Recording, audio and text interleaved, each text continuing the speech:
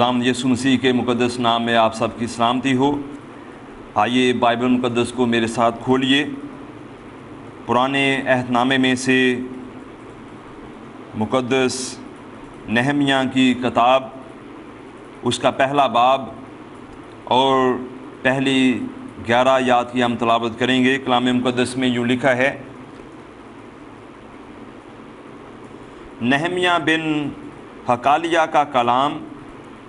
20वें वर्ष के स्लीव के महीने में जब मैं कसरे सोसन में था तो ऐसा हुआ कि हनानी जो मेरे भाइयों में से एक है और चंद आदमी यहूदा से आए, और मैंने उनसे उन यहूदियों के बारे में जो बच निकले थे। खुदावंद यीशु मसीह के मुक़द्दस नाम में आप सब की सलामती हो। आज हम कलाम मुक़द्दस की तलावत करेंगे पुराने अहदनामे में से मुक़द्दस नहमिया का सहीफ़ा और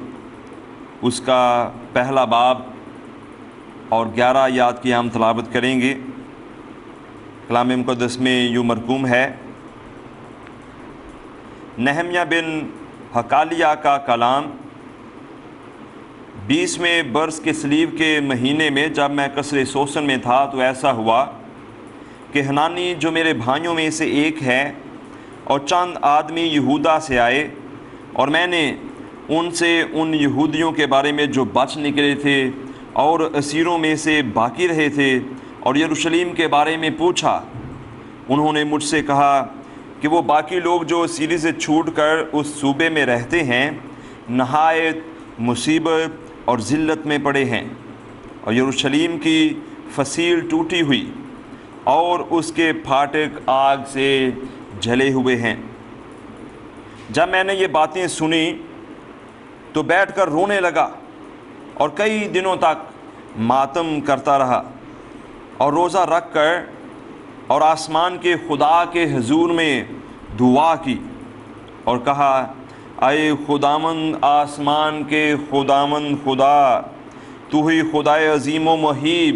जो उनके साथ जो तुझसे मोहब्बत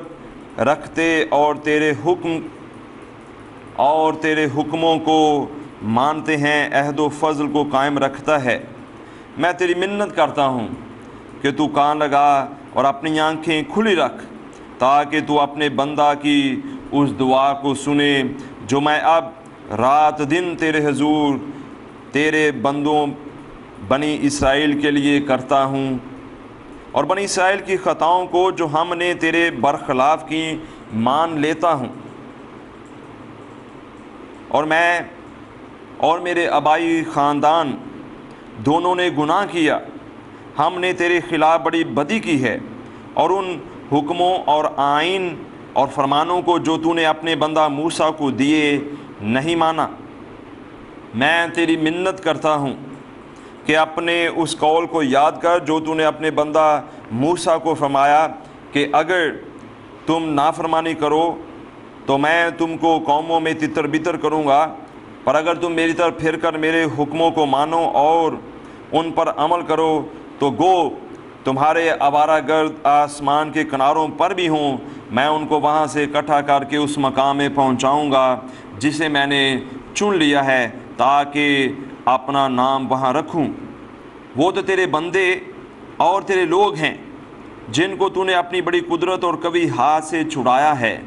आए खुदावंद, मैं तेरी मिन्नत करता हूँ कि अपने बंदे की दुआ पर और अपने बंदों की दुआ पर जो तेरे नाम से डरना पसंद करते हैं कान लगा। और आज मैं तेरी मिन्नत करता हूँ, अपने बंदा को कामयाब कर और इस शख्स के सामने उस पर फजल कर। मैं तो बादशाह का साकी था। पाक कलाम की इस तिलावत के वसीले खुदावंद हम सब को बरकत बख्शे, आमीन। खुदावंद यीशु मसीह में मेरे अजीज़ों, जैसा कि आज हमने पुराने अहदनामे में एक ऐसे शख्स की किताब में से पढ़ा है और उस शख्स का नाम नहमाया है। नहमिया जो कि एक कपबीर है, बादशाह का साकी है, और नहमिया के नाम का मतलब है the Lord comforts, खुदावन यहोवा आराम देता है। तो यकीनन उसकी ज़िंदगी में खुदावन ने इस्राएल की कौम को वापस लाकर आराम थोड़ी देर के लिए दिया था, क्योंकि इसका जो पेशा है वो साकी है, पेशे के लिहाज से कप बीरर है। बादशाह को उसके हुजूर में वो हर रोज़ मैल लेकर हाज़िर होता है, और साकी की ये ज़िम्मेदारी थी कि हर रोज़ वो बादशाह के लिए ऐसी मै पेश करे जिससे बादशाह को राहत मिले। और नहमियाह चूँकि ये यहूदी था और ये शाह फ़ारस और तक्षशता का ज़ाती खिदमत गुजार था, इस हैसियत से इसका ये फ़र्ज़ था कि ये बादशाह के आराम व सुकून का ख्याल रखे, और वो बादशाह का साकी था और हर रोज़ उसे मैं पेश करना उसकी ख़ास ज़िम्मेदारी थी। बाद में नहमियाह को यहूदा का गवर्नर भी मुकर्रर किया गया, और उसने यरूशलेम में दो ख़ास बड़े काम अंजाम दिए। पहले नंबर पर उसने यहूदी आबादकारों को एक गिरोह में साथ लेकर यरूशलेम ले गया, और यरूशलेम की दीवारों को जो कि टूट गई थीं, हैकल के फिर से उसने तामीर का काम अंजाम दिया। और सामरी यहूदियों की वापसी के लिए लोग बहुत परेशान थे और उनकी बड़ी सख्त मुखालफत हुई, लेकिन क्योंकि वो भी ये ख्याल करते थे कि हम भी यूसुफ की नस्ल में से हैं और हम भी मूसा की शरीयत को मानने और खुदावंद के बंदों में से हैं, लेकिन खुदावंद का ये बंदा नहमियाह लोगों को सियासी तौर पर, समाजी तौर पर उनकी असलाह करता है और लोगों के लिए माकूल इबादत का भी इंतज़ाम करता है। जब बादशाह को किसी शख्स ने जो कप बीरर होता, जो साकी होता, अगर उसने बादशाह के हुजूर में मैं को वहाँ पर पेश करना होता तो बादशाह के पीने से पहले साकी को खुद पीकर ये ज़ाहिर करना पड़ता कि इस मैं के अंदर जहर नहीं है। लेकिन खुदावंद का ये बंदा जिसके ऊपर बादशाह बहुत एतमाद करता था, और ऐसा किए बगैर ही बादशाह इसके हाथ में से उस कप को पी लेता था। और जैसा हमने कलाम अक़दस में पढ़ा है कि ये खुदावंद का बंदा जो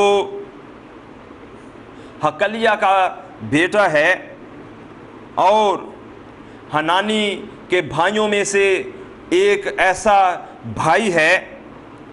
जिसका ताल्लुक खुदावंद के घराने से है, और ये कहानती घराने से ताल्लुक़ रखता है। और इसके अलावा इसकी पैदाइश फ़ारस के मुल्क में हुई और ये आला मर्तबे पर साकी के ओहदे पर फाइज किया गया था। और जैसा हमने कलाम अक़दस में पढ़ा है कि ये 20वें बरस के सलीब के महीने में, अब जो बादशाह का 20वां बरस है और कसलीब का जो महीना है ये अबरानी तकवीम के महीनों में से नामा महीना है, जो कि वस्ते नवंबर से लेकर वस्ते दिसंबर तक 20वें बरस 446 क़ब्ल अज़ मसीह में इसने खुदावंद की खिदमत को अंजाम दिया। और यहाँ पर लिखा है, वो इस बात का बयान करता है कि जब मैं कसरे सोसन में था, अब ये कसरे सोसन जो है ये सूबा अलाम का सदर मकाम था, और फ़ारस के बादशाह मौसम सरमा वहाँ पर बसर किया करते थे। अगर जब अपनी छुट्टियों को वहाँ पर गुजारने के लिए जाते थे तो अपनी खिदमत गुजारों को भी वो अपने साथ ही ले जाया करते थे। तो यूँ बादशाह का ये कप बेरर, खुदावंद का ये खादम जो साकी की खिदमत को अंजाम दे रहा है, वो भी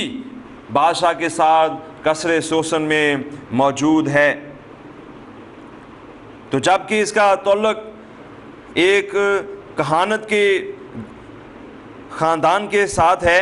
کہانتی گھرانے کے ساتھ ہے، تو یہودیوں کی بحالی میں اس نے بہت بڑا کام انجام دیا ہے۔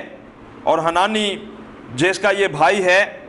اور جب 20واں برس جو ہے، جو بادشاہ ارتخشستہ ہے، اس کے 20ویں برس میں، یعنی 465 قبل از مسیح سے 424 قبل از مسیح تک بادشاہ ارتخشستہ اول کی جو حکومت تھی، اس میں اس نے خدمت کو انجام دیا۔ اور اگر اس بادشاہ سے پہلے اس کے باپ کی بات کریں، ارتخشستہ کے بادشاہ کی جب ہم بات کرتے ہیں، تو اس کے دربار میں جب وہ اپنے پلنگ پر لیٹا ہوا تھا، تو اس نے اپنے ساقی سے یہ کہا کہ اس کو مے پیش کی جائے، اس کو شراب دی جائے، اور اس کا وہ کپ دیا جائے جس میں سے وہ پیے اور اپنے بستر پر راحت محسوس کرے۔ اس کا ساقی لے کر آیا، تو جیسے ہی اس نے اس مے کو پیا تو وہ مر گیا، کیونکہ اس مے کے اندر شراب ملی ہوئی تھی۔ تو یوں بادشاہ جو ہیں وہ بڑے الرٹ ہوتے تھے، بادشاہ بہت اپنے ساقی کے اوپر بھروسہ کیا کرتے تھے۔ لیکن خدام کے اس خادم نے، نہمیہ نے، جو کہ ایک بہت بڑا لیڈر ہے اور موجودہ زمانے میں یہ آج کے رہنماؤں کے لیے ایک مشعل راہ کا کام انجام دیتا ہے۔ تو جب ہم کلام اقدس میں اس کی زندگی کے بارے میں دیکھتے ہیں اور یہودی لوگوں کی زندگی کا احوال جانتے ہیں، تو مجموعی طور پر عزرا اور نہمیہ جو تیسرے حصے میں انہوں نے یروشلم میں لوگوں کو واپس لے کر آئے اور یروشلم کی دیواروں کو نئے سرے سے بنایا، اور ان کے ساتھ جو شیش بزر ہے، اور وہاں پر جب پہلی یہودی لوگوں کی اسیری کی بحالی کی بات کی جاتی ہے، تو اس وقت عزرا بھی، نہمیہ بھی اور زروبابل، ان کے نام بہت ہی جانے پہچانے ہیں، کیونکہ زروبابل بن سیالتیل نے سب سے پہلے یہ کام انجام دیا کہ لوگوں کو وہ واپس لے کر آئے۔ لیکن دوسری اسیری میں پھر نہمیہ بھی تھا، اور اس کے ساتھ عزرا، یہ کاہن تھے اور خدام کی خدمت کو انجام دینے کے لیے یہ بہت پیش تھے۔ تو یوں جو آج عزرا اور نہمیہ کی زندگی کی ہم بات کرتے ہیں، اور بالخصوص آج جو میں نے حوالہ لیا ہے جس میں نہمیہ یروشلم کے لیے فکر مند ہے، اور اس کا جو پہلے باب کا عنوان ہے، یہ نہمیہ کی دعا ہے، اور میرا آج کا جو مضمون ہے وہ ہے کہ خدام کی طرف واپس آنا، ریٹرننگ ٹو دا لارڈ، خدام کی طرف مڑ جانا اور خدام کی طرف پھر جانا۔ اور جیسا میں بیان کر رہا تھا کہ زروبابل بن سیالتیل وہ 538 قبل از مسیح سے 537 قبل از مسیح میں اس نے اسیروں کو یروشلم میں واپس لایا، اور وہ پہلا گروہ جس کو وہ یروشلم کے اندر واپس لاتا ہے۔ اور پھر اس کے 80 برس کے بعد عزرا جو فقیہ ہے اور یہودیوں کے گروہوں میں سے جو دوسرا گروہ ہے، اس کو وہ شہر مقدس میں لے کر آتا ہے۔ اور عزرا کی مہم کے 13ویں سال کے بعد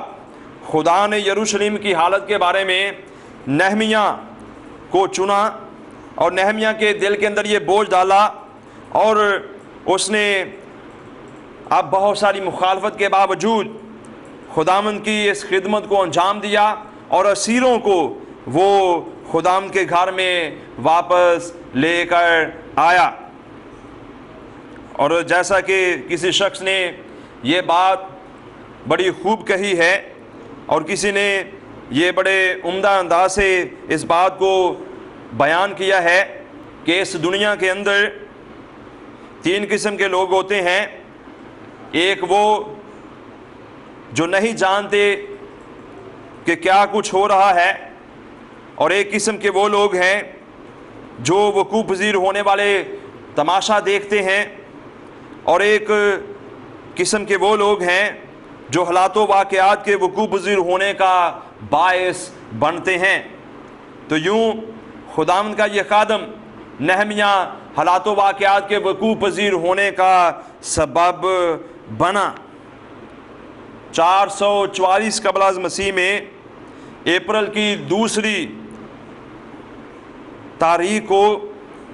ارتخشستہ بادشاہ اس کے 20ویں برس میں جب یہ یروشلم پہنچا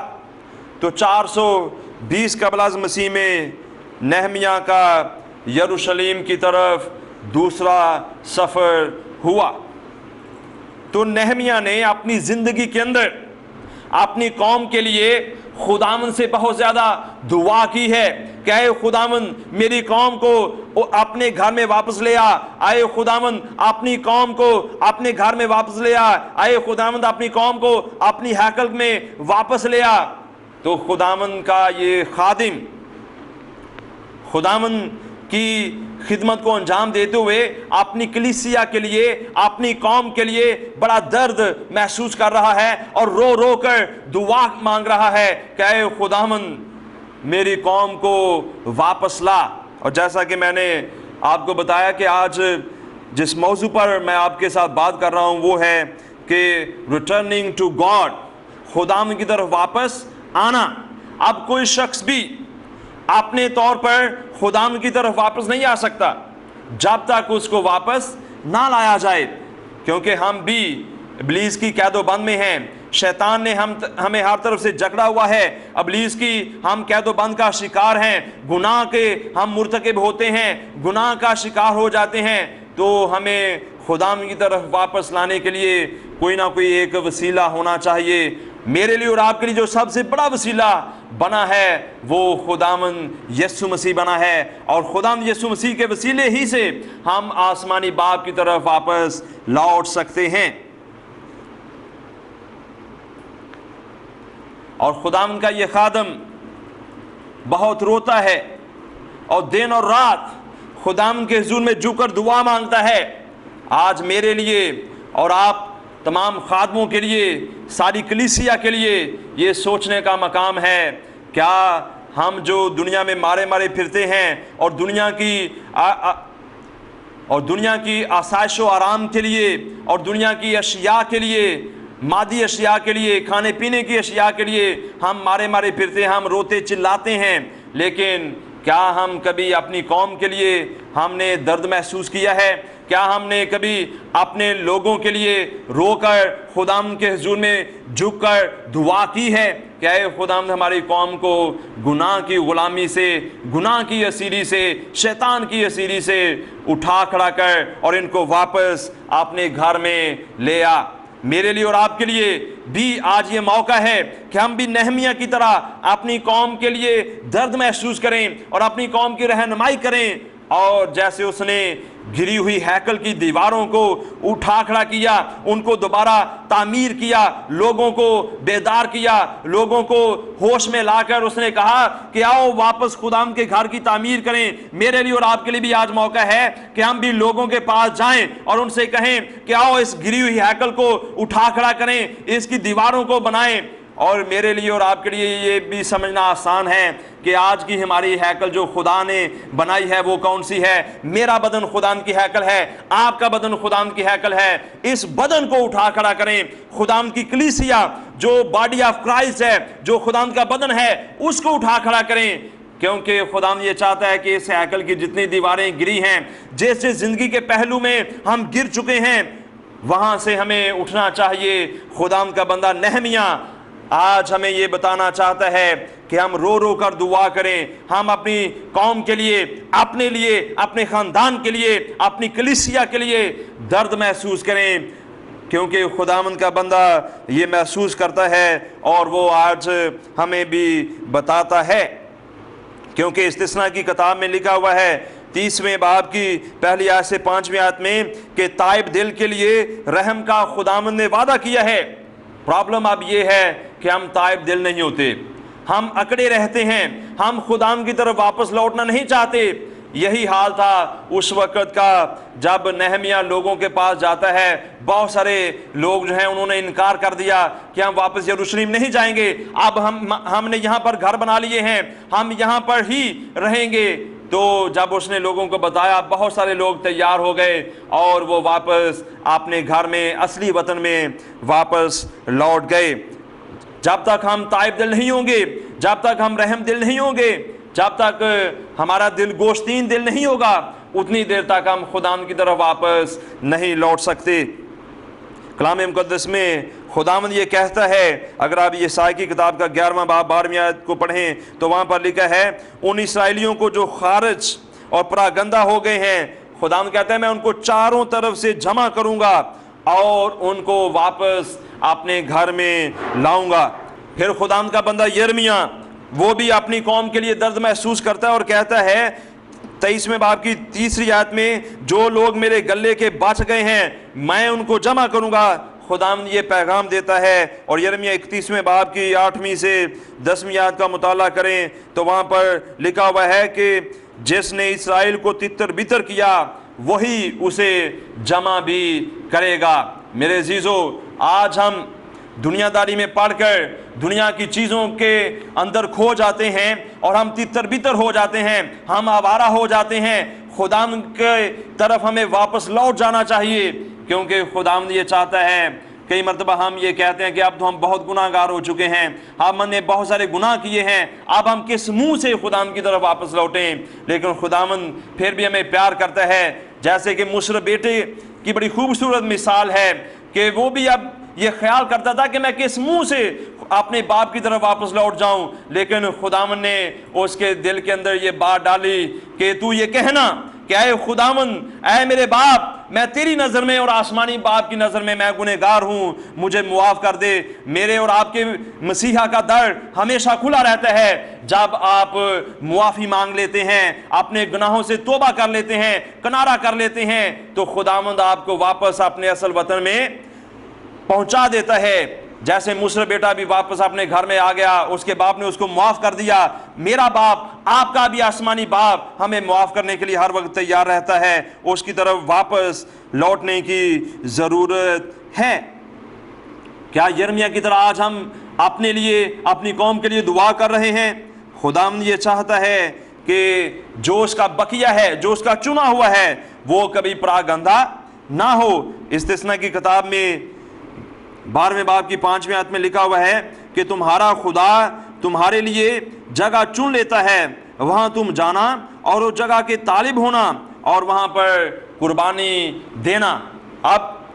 یہاں پر ایک نقطہ میں آپ کو سمجھانا بہت ضروری سمجھتا ہوں، وہ نقطہ یہ ہے کہ ہمارا خدا ہمارے لیے جگہ کا انتخاب کر لیتا ہے، جگہ کو چن لیتا ہے، اور وہ کہتا ہے کہ اس جگہ کے طالب ہونا، اس جگہ کی خواہش رکھنا اور وہاں جانا اور وہاں ہی مقیم ہونا، وہاں ہی جا کر آپ اپنا قیام اور بسیرا رکھ لینا۔ اب ہم خیال کر رہے ہوں گے کہ اس وقت نہمیہ کے زمانے میں یروشلم لوگوں کے لیے ایک بہت بڑا مقام تھا جہاں پر خداوند کی حضوریت معموری رہتی تھی۔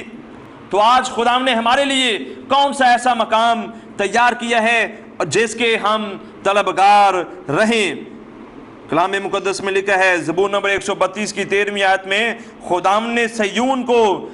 اپنے مسکن کے لیے چنا ہے۔ خداوند نے صیون کو اپنے مسکن کے لیے چنا ہے تاکہ خداوند وہاں پر بسیرا کرے۔ لیکن اب جو خداوند کا مسکن ہے وہ بھی اس کا نیا صیون ہے، نیا یروشلم ہے اور نیا شہر آسمانی ہے۔ اب نیا وطن ہمارا آسمان پر ہے، اور خداوند یہ چاہتا ہے کہ ہم خداوند کی طرف واپس لوٹ آئیں تاکہ اپنے شہر آسمانی کی طرف، شہری پناہ گاہ کی طرف ہم واپس لوٹ جائیں۔ کیونکہ کلام مقدس میں لکھا ہے، اگر آپ متی کا انجیلی بیان اس کا 11واں باب پڑھیں تو وہاں پر لکھا ہے، اے محنت اٹھانے والے اور سب بڑے بوجھ تلے دبے ہوئے لوگوں، میرے پاس آؤ، میں تمہیں ہمیشہ کی زندگی دوں گا، میرے پاس ابدی آرام ہے۔ خداوند کی یہ قول ہے کہ come near to me, come back to me, اے میرے لوگوں میری طرف واپس لوٹ آؤ کیونکہ میں نے تمہارا فدیہ دیا ہے۔ خداوند یسوع مسیح یہ کہتے ہیں کہ اے محنت اٹھانے والوں اور بڑے بوجھ تلے دبے ہوئے لوگوں، سب میرے پاس آؤ۔ جیسے نہمیہ خداوند کا یہ پیغام لوگوں کو دیتا ہے کہ خداوند کی طرف واپس لوٹ آؤ، خداوند یسوع مسیح بھی اپنی باہیں پھیلا کر کہتے ہیں کہ اے خداوند کے لوگوں، اے میرے بیٹے بیٹیوں، اے میرے عزیز بھائیوں بہنوں، اے میرے دوستوں، میری طرف واپس لوٹ آؤ۔ خداوند یہ چاہتا ہے کہ ہم اس کی طرف واپس لوٹ آئیں، اور آسمانی یروشلیم جہاں پر کلام مقدس میں لکھا ہے عبرانیوں کے خط کے 12ویں باب کی 22ویں آیت میں کہ آسمانی یروشلیم خدا کے شہر کے پاس لاکھوں فرشتے وہاں پر ہمارے لیے خوشی منا رہے ہیں، وہ انتظار کر رہے ہیں جب ہم خداوند کی طرف واپس لوٹ آئیں گے۔ اور ہمیں یہ بات یاد رکھنی چاہیے کہ ایک شخص جو گناہ گار ہے اس کے توبہ کرنے کے وسیلے سے آسمان پر ہزاروں فرشتگان وہ خوشیاں مناتے ہیں۔ کیا آپ یہ چاہتے ہیں کہ آسمانی مقامات میں خوشیاں ہوں؟ جب آپ خداوند کی طرف واپس لوٹ آئیں گے اس وقت آسمان پر خوشی منائی جائے گی۔ کلام مقدس میں خداوند یہ چاہتا ہے کہ ہم پورے دل سے خداوند پر بھروسہ رکھیں، اور جیسے یرمیہ بھی وہ یہ کہتا ہے، وہاں پر لکھا ہے خداوند کہتا ہے اے برگشتہ اسرائیل واپس آ، پھر وہ یہ کہتا ہے اے برگشتہ بچوں واپس آؤ، اور پھر وہ یہ کہتا ہے اے برگشتہ فرزندوں میری طرف واپس لوٹ آؤ۔ خداوند یہ چاہتا ہے کہ ہم اس کی طرف واپس لوٹ آئیں۔ زندگی کے بہت سارے ایسے ہمارے پہلو ہیں، زندگی کے بہت سارے ایسے مقامات ہیں، اور ہماری زندگی اور ہماری روح اور ہمارا بدن اور ہماری جان، اس میں بہت سارے ایسی پوشیدہ باتیں ہیں اور بہت سارے ایسے پوشیدہ کام ہیں جس میں ہم خداوند سے دور ہیں۔ خداوند چاہتا ہے کہ ہم ان تمام زندگی کے پہلوؤں میں، اپنے کردار میں، اپنی گفتگو میں، اپنی ہر ایک اچھی چیز میں خداوند کی طرف واپس لوٹ آئیں، تب ہی خداوند چاہتا ہے، اور یہی ہمارا اصل راہ نجات ہے، کیونکہ جب ہم خداوند کی طرف واپس لوٹ آتے ہیں ہم راہ نجات کی طرف لوٹ آتے ہیں، اور راہ نجات آسمانی مقامات میں ہمیں واپس خداوند کے پاس لے جاتا ہے۔ کیونکہ کلام مقدس میں دوسرا تموتھیوس 4 باب 18ویں آیت میں لکھا ہے خداوند مجھے صحیح سلامت اپنی آسمانی بادشاہت میں پہنچا دے۔ خداوند کا بندہ یہ کہہ رہا ہے کہ خداوند مجھے صحیح سلامت میرے اصل وطن میں، آسمانی بادشاہت میں صحیح سلامت پہنچا دے۔ ہم واپس اپنے اصل وطن میں صحیح سلامت پہنچنا چاہتے ہیں، اس لیے ہمیں خداوند کی طرف واپس لوٹنا چاہیے۔ مکاشفہ کی کتاب کی 21ویں باب میں لکھا ہے کہ نیا آسمان ہوگا، نیا یروشلیم ہوگا، نئی زمین ہوگی، اور وہاں پر ابدی بادشاہت ہوگی، اور خداوند کے لوگ جو اس کی طرف واپس لوٹ آئے ہوں گے وہی اس کو انجوائے کریں گے۔ اور آپ جانتے ہیں کہ جب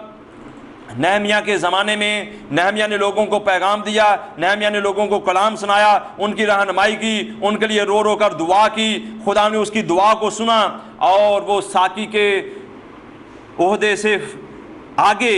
خدا نے اس کو گورنر بنا دیا۔ اور آپ جانتے ہیں کہ جب ایک روز وہ بادشاہ کے حضور میں کھڑا تھا اور وہ منہ لٹکائے وہاں پر بادشاہ کے سامنے اس طرح کھڑا تھا، اور بادشاہ سے یہ کہتا ہے کہ اے خداوند کے بندے تیرے ساتھ کیا ماجرا ہوا ہے، کیا واقعہ ہے کہ تو صحیح طور پر اپنے منہ کو اوپر نہیں کیے ہوئے ہے، کیا وجہ ہے؟ تو اس نے اس وقت یہ کہا کہ میری قوم جو ہے وہ بڑی مشقت کی زندگی بسر کر رہی ہے، میری قوم قید و بند میں ہے۔ کیا ہم آج خداوند کے حضور میں اس طرح کھڑے ہوتے ہیں؟ کیا ہم اس طرح خداوند کے حضور میں دعا کرتے ہیں؟ کیا ہم اپنی قوم کے لیے دعا کرتے ہیں؟ کیا ہم اپنے خاندان کے لیے دعا کرتے ہیں جن کو شیطان نے جکڑ لیا ہے، جو اسیری کے اندر ہیں، جو گناہ اور گناہ کی غلامی میں پسے جا رہے ہیں، مشقت کی زندگی بسر کر رہے ہیں؟ ان کے لیے آج ہم نے خیال کرنا ہے کہ ان کو راہ راست پر لائیں، راہ نجات کی طرف لے کر آئیں، تاکہ وہ آسمان پر آسمانی مقامات میں چلے جائیں۔ میرے عزیزو کلام مقدس میں لکھا ہے متی کے انجیل بیان کے 24ویں باب کی 31ویں آیت میں کہ نرسنگے کی بڑی آواز کے ساتھ جب خدا فرشتگان کو بھیجے گا تو وہ برگزیدوں کو چاروں طرف سے جمع کر لے گا، جیسے کہ ہم نے پہلے